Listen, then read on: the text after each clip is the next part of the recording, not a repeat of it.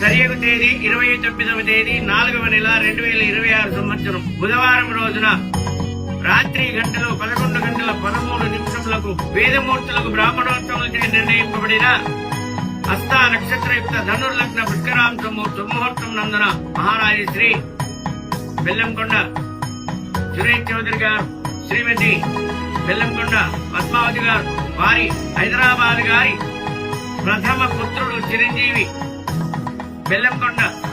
సాయి శ్రీనివాస్, దేవులపల్లి మాధవరెడ్డి గారు, శ్రీమతి సునీత గారు, హైదరాబాద్ వార్తలు గారి ఏకైక పుత్రిక చిరంజీవి లక్ష్మీ భాగ్యవతి కార్యాన్ని ఇచ్చి కర్ణాటక భవన్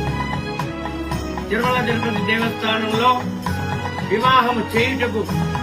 పెద్దల ముందు బ్రాహ్మణోత్తములచే నిర్ణయింపబడిన శుభ లగ్న పత్రిక వధూవర చంద్ర తారావలం శుభం.